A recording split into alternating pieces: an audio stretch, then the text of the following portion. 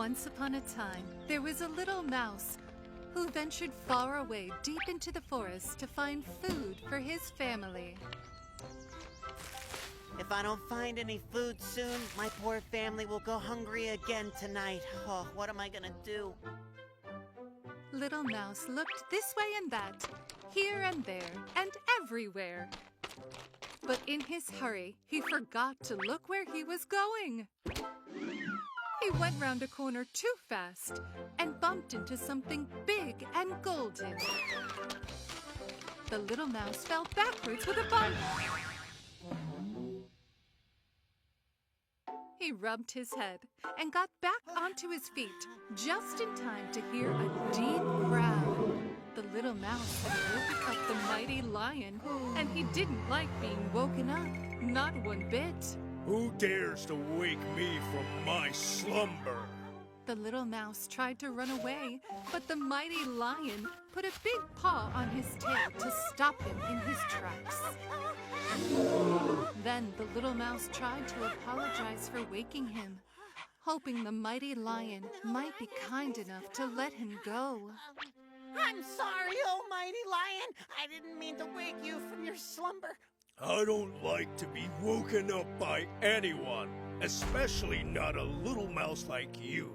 The little mouse finally tried begging the mighty lion to let him go. Mighty lion. I promise you'll never see me again. All you gotta do, mighty lion, is put me down, and I promise you'll never see me here ever again. I could let you go if I want to, but all the other animals of the forest would think that they can wake up the mighty lion whenever they like. The mighty lion leaned his head down next to the little mouse and showed off his big teeth.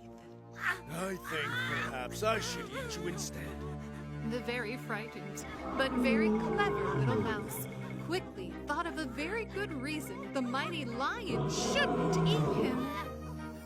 If you eat a little mouse like me, then everyone in the forest will laugh at you for choosing such a small creature instead of a much bigger prey to feast on. The mighty lion rubbed his chin and thought for a while about what the little mouse had said.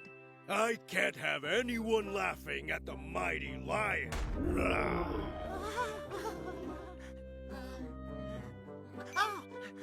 Then the little mouse had another clever idea for the mighty lion.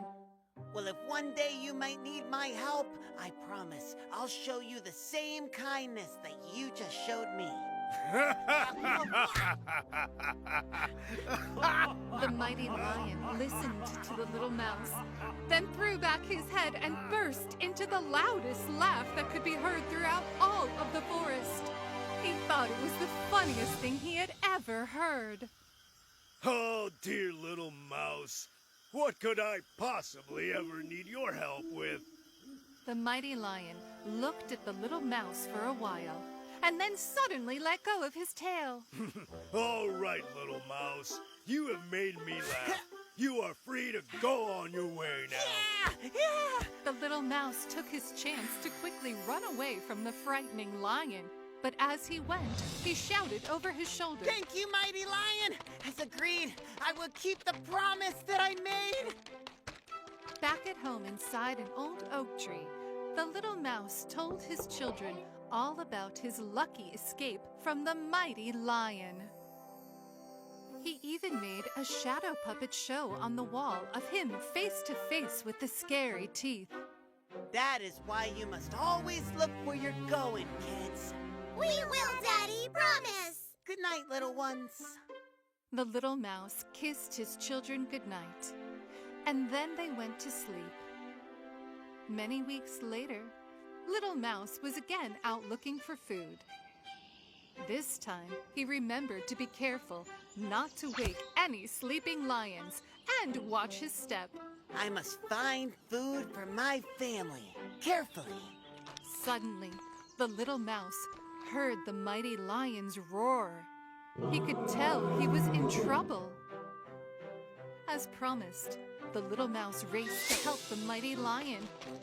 He ran fast through the forest as he followed the sound of the mighty lion's roar until he found him caught in a hunter's net.